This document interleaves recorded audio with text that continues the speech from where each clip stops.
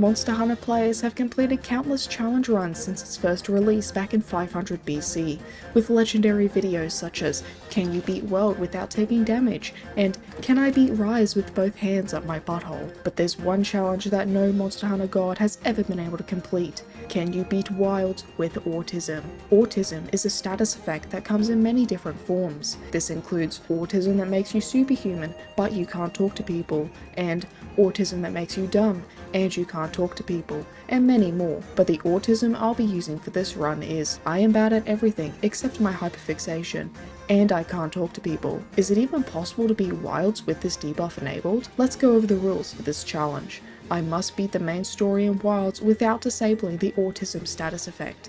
Thankfully for this run, I couldn't disable it even if I wanted to. Now let's get started.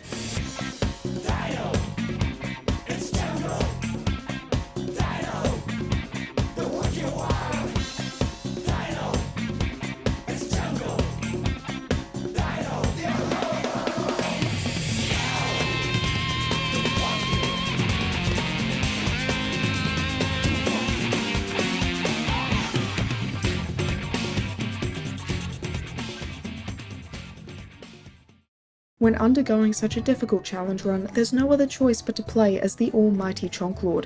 You might be thinking that this man is too strong and will trivialize the entire challenge, but you'll soon realize that I had no choice but to rely on his power. With Chonklord and Chonkcat now in the game, it's time to pick a weapon. I'll be using Sword and Shield to avoid getting assassinated by his cult. You'd be better off knowing now that I have played 3 Monster Hunter games, including Wilds, but have never finished a single one, although I have beaten the base game and World, but not Iceborne. Not sure if that counts. So what you're witnessing right now is not the gameplay of someone who is a fan of these games, or even just a filthy casual. I have absolutely no idea what I'm doing, but that didn't stop me from attempting this insanely difficult challenge. Chonklord tames a Chonkosaurus, and these creatures alone almost convinced me to buy the game. Then Capcom bought it for me anyway. There are 4 nations in Autistic Childhood: the Train Nation, Car Nation, Horse Nation, and Dinosaur Nation. Naturally, I was of the Dinosaur Nation. Ha! I've got my own turbo booster. I'm guessing these Sacrets are a fusion between an Archaeopteryx and a Deinonychus, though the artist might have used similar dinosaurs as inspiration instead. Now it's time to kill the first monster. Already, I could feel the effects of my autism digging its vile claws into me. You see, my hyperfixation is the Dragon's Dogma series, but now that I'm playing a game I'm not very familiar with, my autism is writhing in response to doing something outside my comfort zone. The situation seems bleak, so Chonklord starts aura farming with Perfect Rush. The monster is so shocked by his ability to hit buttons at the correct time that it dies from cardiac arrest. That's one monster down. Now it's time to face off against a giant cop. This fight may seem tough at first, but I came up with an ingenious strategy beforehand. Right in front of its face, I brandished a KFC Zinger box. From the rooster's perspective, this is like if you showed a charred human corpse to another person. The monster is stunned by the traumatic sight, and Chonklord uses this as an opportunity to strike the beast down. Before I get any commenters yapping about how I should be capturing monsters instead of killing them, there's something you need to know. This is Chonklord, and he is out for blood. He does not take prisoners. That is something you simply need to accept about him. Now you gotta believe me, I told him that capturing monsters is faster and gives more materials, but he just gave me this cold glare. He kinda scares me sometimes, so I ask that you don't try to provoke him about the subject. With that out of the way, this is Olivia, and she is my wife. She makes us watch her pet femboy cream all over the period blood forest, which gets him arrested for public indecency. Chonklord suggests leaving him there, but my wife vehemently refuses. She frees him from his cell, forcing Chonklord and Chonkcat to wait for their wanted level to decrease on their own. The spider beats us up at first as I try to get used to his attacks. Chonklord gets knocked down over and over again until something powerful, ancient, and primal snaps deep within him.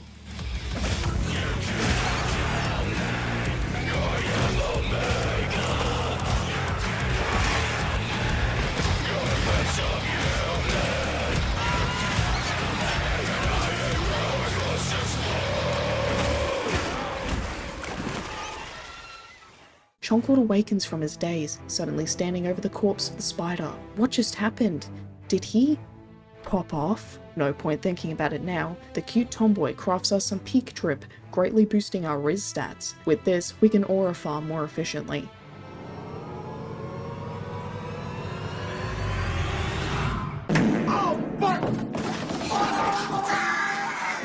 Everybody has that one friend with over 3,000 years in Monster Hunter games, so he kindly gives me some pointers on how to use Sword and Shield. This meant I had to go into training mode and roleplay as a Monster Hunter fan. Ill. After 10 minutes of torturing this cat, I had been indoctrinated into the Sword and Shield cult as an acolyte and can actually play the game now. Chonklord begins his next hunt until disaster suddenly strikes.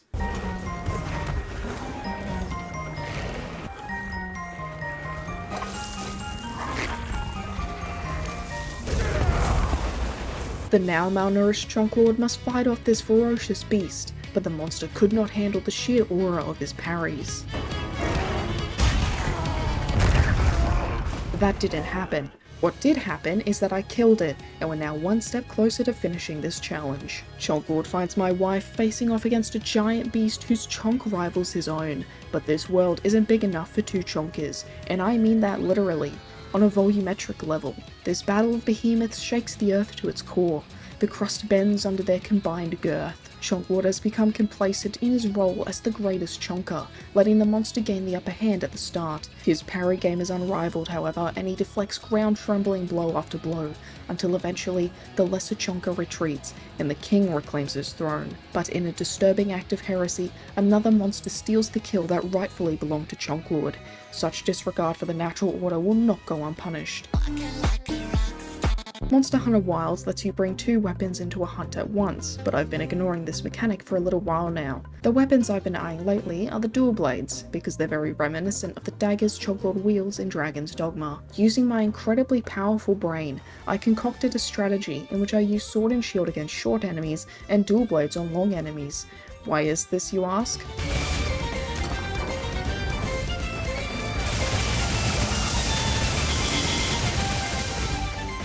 So far, this autism-only challenge run has proven to be the most difficult thing I've ever done. Without a doubt, if I manage to complete this, I will ascend into Monster Hunter Divinity.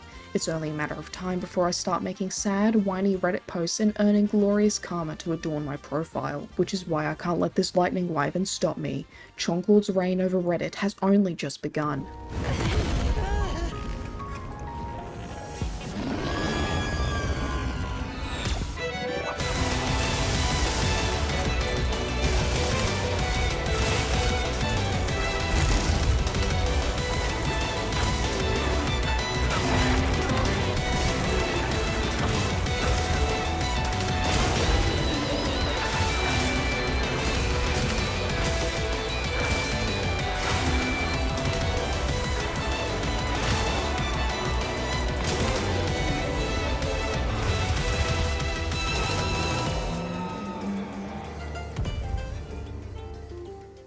If you thought that creature was tough, we're now up against the monster that deals the highest FPS damage in the whole game. Not even my $3,000 PC can hold out against this enemy. That's 3,000 Australian dollars, by the way, which is approximately $2 US. Chonklord pushes back against the monster's attacks in an attempt to avenge my frame rate, and with the help of my wife, both creatures are slain. We return to the village only to find even more frame rate killers. Your video is not buffering, this is just how it looks for me. I played Dragon's Dogma 2 at launch, so if I'm bringing up performance, you know it's bad. To the delight of my graphics card, a tentacled mass kidnaps the monsters, single-handedly saving my frame rate. In response to this great act of kindness, we have no choice but to slaughter the foul creature. It was honestly a really easy fight at first, until he reached his lair. I forgot to stock up on cooling drinks, but that was the least of my worries. Rory simply had no chill. I'm not really sure why I struggled here, but I was able to eventually kill it without carding. This entire time, the autism debuff has been hindering me during this challenge. It's the nature of the run after all, but that means we won't ever beat it unless we figure out how to turn it from a disadvantage into an advantage. That's exactly right.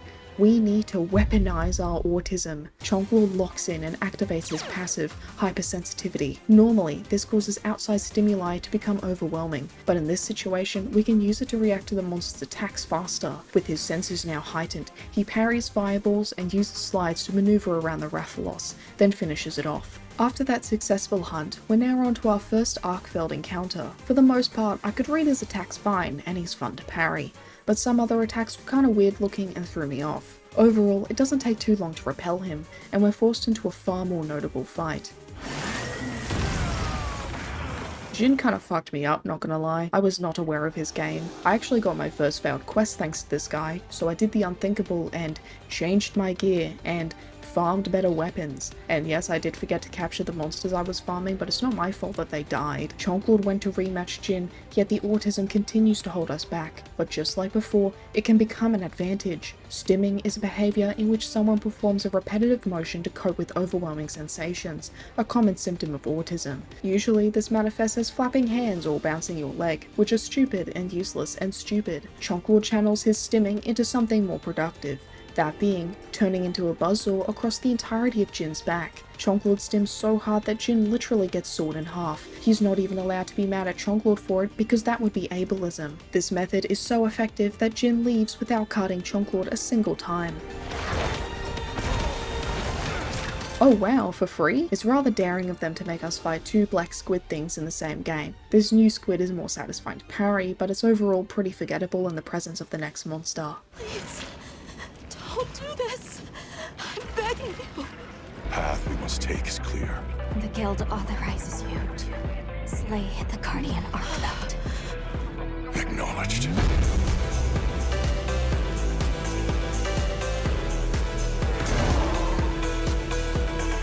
There's nothing in this world that gives Chonklord greater joy than being the reason a child is crying. He gladly starts killing Archveld until he realizes it's actually kinda strong. As the enemies become stronger and more aggressive, my hunting times start basically doubling at this point. Archveld was no exception, though I was still surprised by how long it actually took, since it definitely didn't feel like that much time had passed.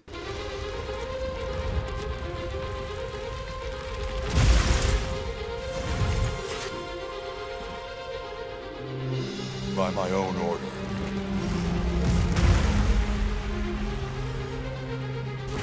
I will slay Xochitl. That was really cool and everything, but I actually forgot to eat before the fight. I'm sure it'll be fine. Xochitl seems really underwhelming at first, until he did this. Using all the autism he's acquired during this journey, Chonklord starts taking this fight seriously. He activates his hypersensitivity to counter its attacks and stims all across its spine. Chonklord was originally born in the Dragon's Dogma games, and over the course of his life, he's travelled to many different video game worlds. So he stares the dragon right in the eye and begins the incantation.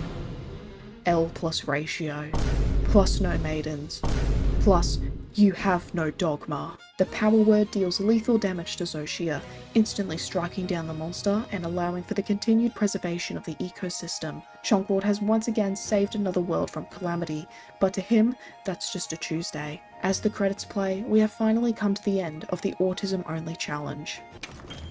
Okay, well I guess not. Now that I'm in high rank, I start doing co-op with friends. However, the rules of this challenge state that I am bad at everything except my hyperfixation, and I can't talk to people. Naturally, playing with my friends is in direct violation of this rule. I'm sure you're all incredibly upset at me for this treachery, but maybe my friends are more important than the rules of a challenge run. The only person available that night was the guy who just worked a 12-hour shift and had to go back in 5 hours. For some reason, he thought the best way to unwind for the night was to deal with Monster Hunter's dogshit multiplayer mechanics. We had a healthy 50-50 split of trying to get co-op to work and actually playing the game. I wasn't aware of this beforehand, but it turns out that I'm friends with a stripper. He starts hopping around, doing useless bug stick activities, while Chonklord is over here wrestling with giant dogs and bashing wyvern skulls. Once several monsters had expired, we called it for the night, and I did some more farming on my own.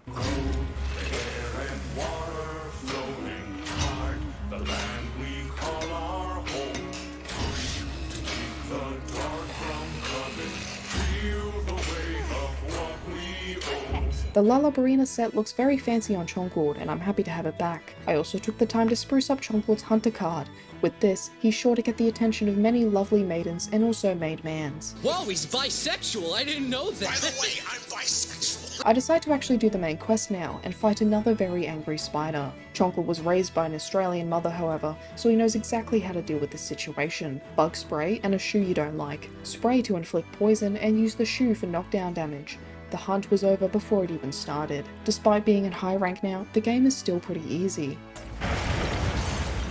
Oh, we can finally rematch the best monster in high rank this time. Another one of my friends randomly joined me for the hunt out of nowhere. He's the resident Monster Hunter autist of the group and taught me some sword and shield tips earlier in the video. While I wouldn't go as far to say that I couldn't beat Jin without my friend's help, the fact that we did it cartless is definitely thanks to his support build and very useful callouts. The pole dancing bug stick user, who was now in his greatsword era, joined me later that day. Together, we farmed monsters to raise my hunter rank. Oh, I'm gonna fall down! It's like slingshotting off! I'm back. Oh, I'm back with style, hell yeah!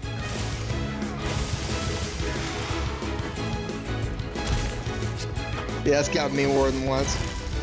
Oh shit, I saw that! That was so metal. Okay, yeah, this looks like the Gormagala cutscene. Oh, this cutscene's sick, you're gonna watch it.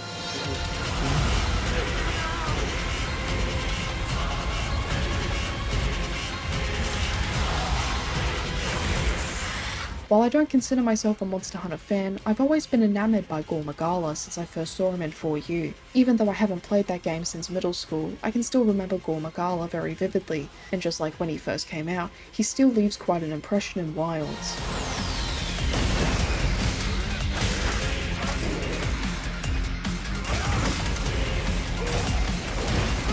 That was sick! Oh my god! I'm popping off, what the hell? Oh wait, he's blind, I forgot. I tried to flash him. You just saw the flash flies off of him?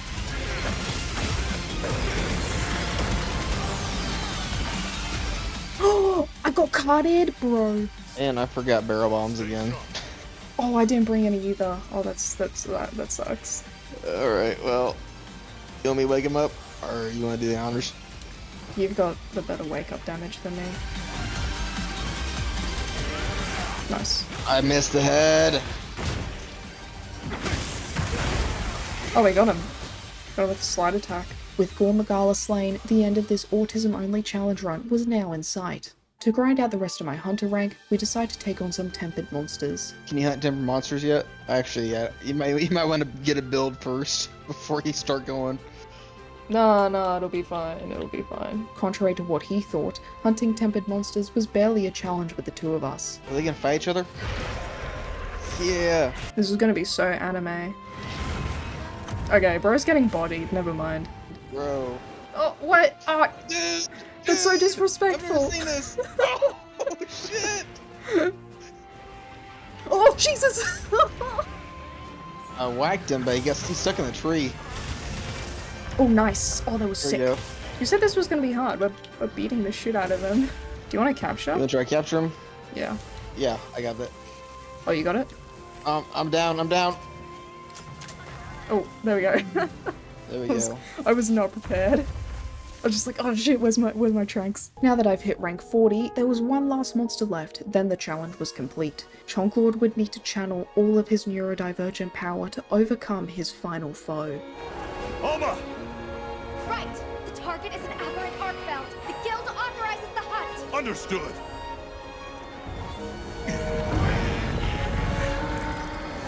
To be completely honest, I still suck at Arkveld. With practice, I'm sure Chonklord could turn this monster into his bitch, and ultimately, that's what I realized during this run. All this time, I thought my autism prevented me from being good at anything outside my hyperfixation. It always felt like Dragon's Dogma is the only thing I'm good at. But doing this run made me see that I have the potential to master Monster Hunter if I choose to. This applies to all of us. We don't need to become victims of mediocrity or let it dictate our self-worth. You shouldn't ask yourself, can I become good at this? But am I willing to invest the time to become good at it? Because the potential is there. It's simply a matter of whether you want to tap into it.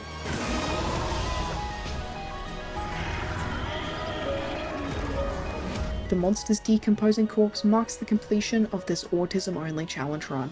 I honestly had a really good time with Wilds. It's far from perfect, obviously, but it's definitely got my favourite combat system in the franchise. Thank you for watching this video to completion, and I hope I'll see you next time.